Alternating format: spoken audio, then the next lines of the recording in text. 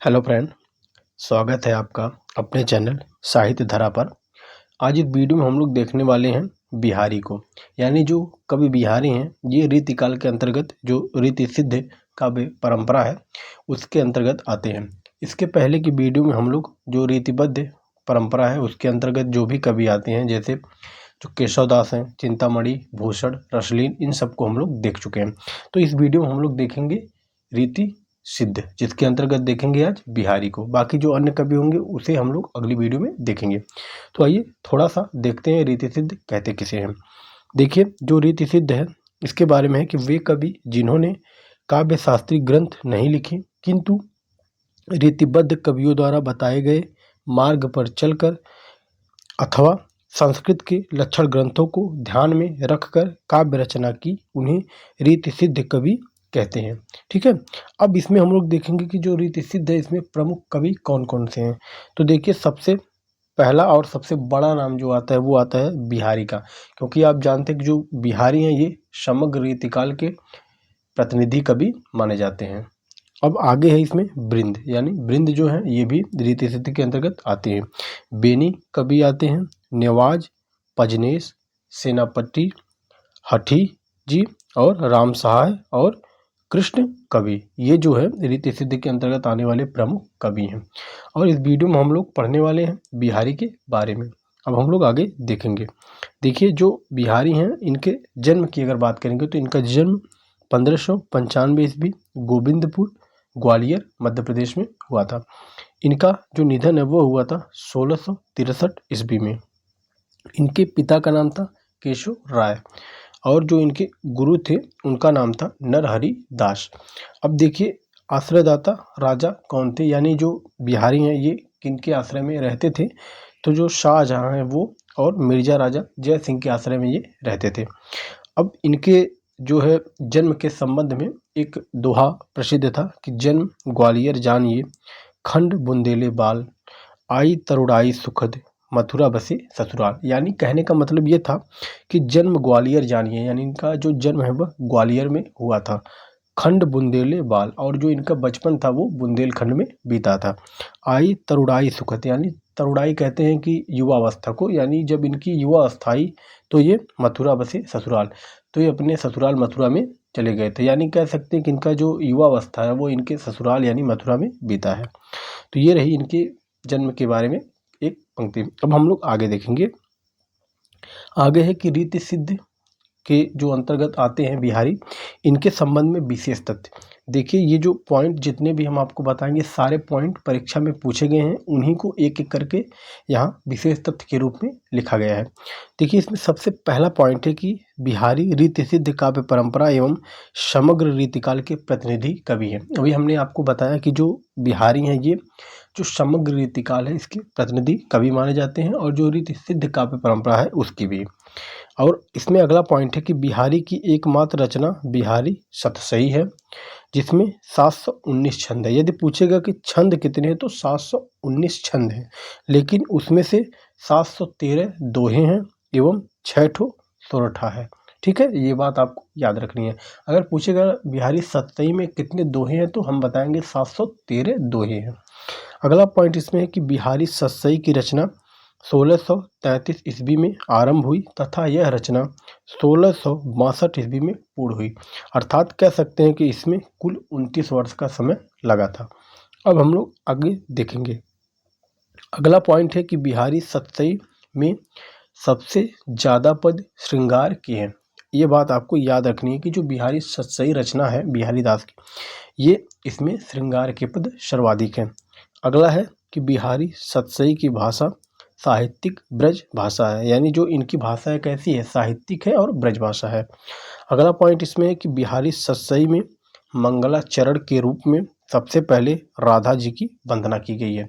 यानी जो इनका बिहारी शतसही है इसमें जो पहला कह सकते हैं कि जो दोहा है वो राधा जी से संबंधित है और मंगलाचरण के रूप में इन्होंने राधा जी की स्तुति की है कि मेरी भव बाधा हरो राधा नागर सोई, जा तन की छाई परते श्याम हरित दुति होई। अगला है कि यह हिंदी की सर्वश्रेष्ठ मुक्तक रचना है, यानी जो बिहारी शतसही है इसे हिंदी की सर्वश्रेष्ठ मुक्तक रचना माना जाता है। अब हम लोग आगे देखेंगे। देखिए अगला पॉइंट है कि बिहारी सतसई की रचना मिर्जा राजा जय सिंह के पुत्र राम शाह को शिक्षा देने हेतु की गई थी। ये पॉइंट आपको याद रखना है कि इसकी रचना क्यों हुई थी। तो इसकी रचना जो हुई थी वो जो मिर्जा राजा जय सिंह है जिनके दरबार में ये रहते थे, उनके पुत्र राम सिंह को शिक्षा देने हेतु की गई थी। अगला पॉइंट है कि आचार्य शुक्ल ने बिहारी को रसवादी माना है, जबकि डॉक्टर नगेंद्र इन्हें ध्वनिवादी कवि मानते हैं। यानी जो रामचंद्र शुक्ल जी है वो इन्हें मानते हैं कि ये रसवादी कवि हैं, लेकिन जो डॉक्टर नगेंद्र हैं वो इन्हें मानते हैं ध्वनिवादी कवि। और जो डॉक्टर नगेंद्र हैं इनका जो मत है यानी जो ध्वनिवादी है ये सर्वाधिक मान्य मत है। ठीक, यानी पूछेगा कि जो बिहारी किस तरह के आते हैं तो वो ध्वनिवादी आते हैं, ये सर्वमान्य मत है। कह सकते हैं कि ज़्यादातर विद्वान इस चीज़ से सहमत हैं।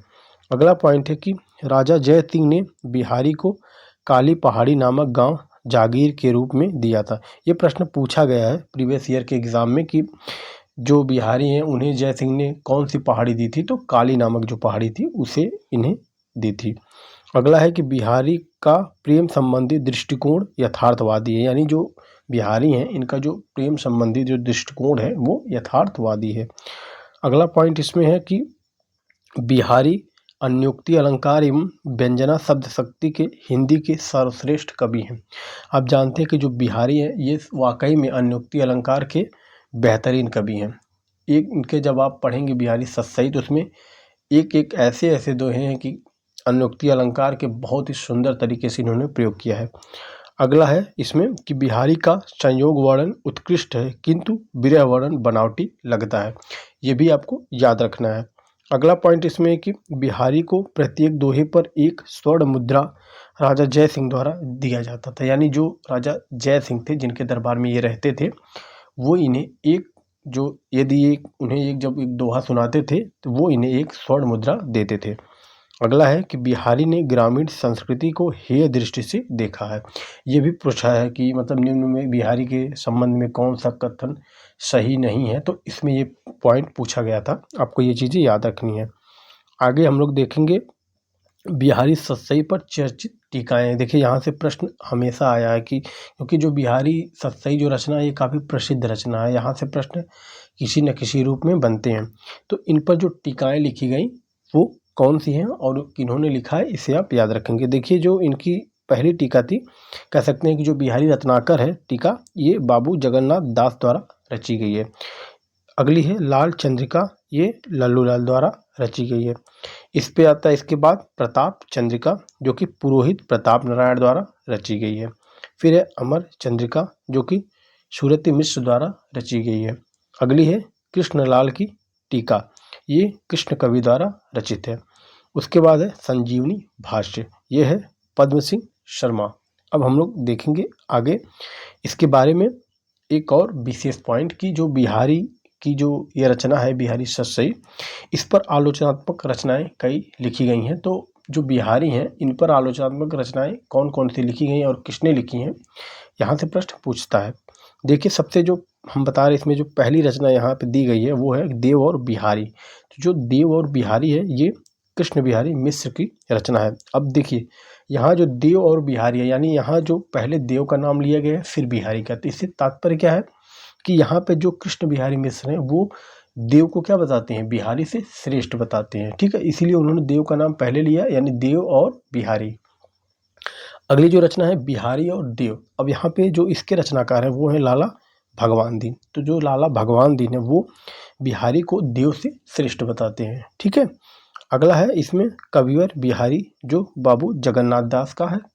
इसके बाद है सिर्फ बिहारी, ये है विश्वनाथ प्रताप मिश्र का। इसके बाद है बिहारी की वाग्वी विभूति, ये है विश्वनाथ प्रसाद मिश्र का। तो आपको ये आलोचनात्मक रचनाएं और उसके रचनाकार आपको याद रखना है। सबसे ज़्यादा इंपॉर्टेंट ये ऊपर की दो हैं, देव और बिहारी, बिहारी और देव, ये कई बार पूछा गया तो आपको ये एकदम क्लियर कट याद होना चाहिए। अब हम लोग आगे देखेंगे बिहारी के संबंध में आलोचकों के कथन। देखिए ये जो चैनल है इस पे आपको फ्री ऑफ कॉस्ट हिंदी साहित्य का इतिहास, गद्य साहित्य और भी जो जितनी चीज़ें उपलब्ध हो सकेंगी हम आपको उपलब्ध कराएंगे और जो भी जानकारी आपको देंगे वो सारी जानकारी ऑथेंटिकेट रहेंगी, और इसलिए यदि आप चैनल पर नए हैं तो चैनल को सब्सक्राइब कर लें। इस तरह की वीडियो आपको मिलती रहेंगी। तो ये देखेंगे सबसे पहला जो कथन है, इसमें पहला कथन है कि बिहारी सतसई रामचरितमानस के बाद हिंदी की सबसे अधिक प्रचारित कृति है। तो देखिए जो ये कथन है श्याम सुंदर दास का, यानी श्याम सुंदर दास जी ने कहा कि जो बिहारी सतसई है वो जो रामचरितमानस जिसे गोस्वामी तुलसीदास जी ने रचा था उसके बाद हिंदी की सबसे प्रचारित कृति है। अगला है इसमें कि बिहारी की कविता यदि जूही या चमेली का फूल है तो देव की कविता गुलाब या कमल का सुमन है। ये कथन है कृष्ण बिहारी मिश्र का। अभी इसके पहले हमने आपको बताया कि जो देव और बिहारी है ये कृष्ण बिहारी मिश्र द्वारा रचित है। अगर आपको वो तथ्य याद है तब भी आप इसका सही जवाब दे सकते थे। क्यों? क्योंकि आप इस जो कथन है उसको आप ध्यान से पढ़िए, फिर आपको समझ में आएगा। क्योंकि इसमें कहा गया है कि बिहारी की कविता यदि जूही या चमेली का फूल है तो देव की कविता गुलाब या कमल का सुमन है। यानी कह सकते हैं कि यहाँ पे जो देव है उनको फिर से श्रेष्ठ दिखाया गया है। उनकी कविता को कहा गया है कि जो देव की कविता है वो गुलाब या कमल है, यानी देव की कविता को गुलाब या कमल से तुलना की गई है, और जो बिहारी की कविता है उसे जूही या चमेली के फूल से उसकी तुलना की गई है। तो इस तरह भी अगर आपको ये चीज़ पता है तो आप अंदाज़ा लगा सकते हैं कि ये कथन किसका हो सकता है। अगला कथन है कि समस्त यूरोप के साहित्य में बिहारी सतसई के समकक्ष अन्य कोई रचना नहीं है। बिहारी भारत के थॉमसन कहे जा सकते हैं। देखिए जो थॉमसन ये विदेशी रचनाकार हैं, उनसे तुलना की गई है बिहारी की सतसई की। ये कथन है ग्रियर्सन का। अब हम लोग अगला कथन देखेंगे। अगला कथन है कि कविता उनकी श्रृंगारिक है पर प्रेम की उच्च भूमि पर नहीं पहुंचती। ये इम्पॉर्टेंट कथन है और पीछे परीक्षाओं में पूछा गया है, तो ये कथन शुक्ल जी का है और काफ़ी प्रसिद्ध कथन है। इसके बाद अगला कथन है कि जिस कवि में कल्पना की समाहार शक्ति के साथ भाषा की समाहार शक्ति जितनी अधिक होगी उतना ही वह मुक्तक रचना में सफल होगा। यह क्षमता बिहारी में पूर्ण रूप से विद्यमान थी। इसी से वे दोहे जैसे छोटे छंद में रस भर सके हैं। ये कथन शुक्ल जी का है और ये कथन इम्पॉर्टेंट है। अगला है बिहारी की भाषा चलती होने पर भी साहित्यिक है, तो यह कथन भी आचार्य रामचंद्र शुक्ल जी का है। अब हम लोग आगे देखेंगे। जो अगला कथन है कि इस छोटे से ग्रंथ में इस कवि रत्न ने मानो समुद्र को कूजे में बंद कर दिया है। ये कथन है मिश्र बंधु का। कहने का मतलब है कि आप जानते हैं कि जो बिहारी का जो ग्रंथ बिहारी सतसई है इसे गागर में सागर कहा जाता है। तो एक कथन भी वही बात की तरफ इंडिकेट कर रहा है कि इस छोटे से ग्रंथ में इस कवि रत्न ने मानो समुद्र को कूजे में बंद कर दिया हो। तो ये कथन है मिश्र बंधु का। अगला कथन है कि बिहारी सतसई रसिकों के हृदय का घर है। यानी बिहारी सतसई को रसिकों के हृदय का घर किसने कहा? तो ये कहे हैं आचार्य हजारी प्रसाद द्विवेदी ने। अगला है बिहारी सतसई शक्कर की रोटी है, जहाँ से भी खाओ मीठी लगती है। तो ये कहे हैं पद्म सिंह शर्मा। इम्पॉर्टेंट है कि बिहारी सतसई को शक्कर की रोटी किसने कहा है? तो पद्म सिंह शर्मा ने कहा है। अगला है बिहारी दोहों के बादशाह है, यानी जो बिहारी हैं वो दोहे के बादशाह माने जाते हैं। ये कथन है बलदेव उपाध्याय का। और इसके बाद अगला कथन है कि सतसैया के दोहरे ज्यो नाविक के तीर देखन में छोटे लगे घाव करे गंभीर। तो ये कथन जो है महावीर प्रसाद द्विवेदी का है। इस कथन के माध्यम से द्विवेदी जी ने बिहारी की जो रचना बिहारी सतसई के बारे में कहा है। कुछ लोग ये कथन बिहारी का ही मानते हैं, लेकिन ये कथन बिहारी का नहीं है, ये कथन महावीर प्रसाद द्विवेदी का है। इन्होंने उसकी प्रशंसा में ये कथन कहे थे कि सतसैया के दोहरे ज्यों नाविक के तीर देखन में छोटे लगे घाव करे गंभीर। अब हम लोग आगे देखेंगे। आगे है इनकी चर्चित पंक्तियाँ, यानी जो इनकी चर्चित पंक्तियाँ हैं काफ़ी प्रसिद्ध हैं, कई बार परीक्षाओं में पूछी गई हैं, तो हमें याद होनी चाहिए। वैसे भी आप सभी को ज़रूर इनकी चर्चित पंक्तियाँ तो याद ही होंगी, क्योंकि इनकी जो चर्चित पंक्तियाँ हैं ये काफ़ी अलंकार में भी प्रयोग होती हैं, तो वहाँ से भी आपको कहीं ना कहीं याद ही रहता है। तो आइए कुछ देखेंगे यहाँ पे जो प्रसिद्ध है कि नहीं पराग नहीं मधुर मधु नहीं विकास यही काल अली कली ही शोबधो आगे कौन हवाल। तो ये जो पंक्तियाँ हैं काफ़ी प्रसिद्ध है और आप हमें कमेंट से बताएंगे कि इस पंक्ति में कौन सा अलंकार है और कौन सी शब्द शक्ति है। दूसरा है कि मेरी भव बाधा हरो राधा नागर सोई, जातन की छाई परे श्याम हरित तुति हुई। तो ये तो उनकी एकदम पहला ही दोहा था जिसे मंगलाचरण के रूप में इन्होंने राधा जी की वंदना की थी। इसके बाद है कि तो पर बारो उर्वशी सुन राधिके सुजान, तू मोहन की उर्वशी हवै उर्वशी समान। ये भी पंक्तियां अलंकारिक दृष्टि से काफ़ी महत्वपूर्ण हैं और आप हमें कमेंट्स बॉक्स में बताएंगे कि इसमें कौन सा अलंकार है। अब देखिए यहाँ जो उर्वशी शब्द है ये 2 बार आया है और इसके अर्थ जो है अलग अलग होंगे, तो आप समझ सकते हैं कौन सा अलंकार होगा। तो अब आप हमें आगे बताएंगे कमेंट में। अगला है इसमें कि स्वार्थ सुकृत ने श्रम वृथा, देख विहंग विचार, बाज पराए पानी परी, तू पक्षी ने मारी। तो ये रही जो बिहारी हैं इनकी चर्चित पंक्तियाँ। तो ये वीडियो आपको कैसी लगी आप हमें कमेंट्स में ज़रूर बताइएगा।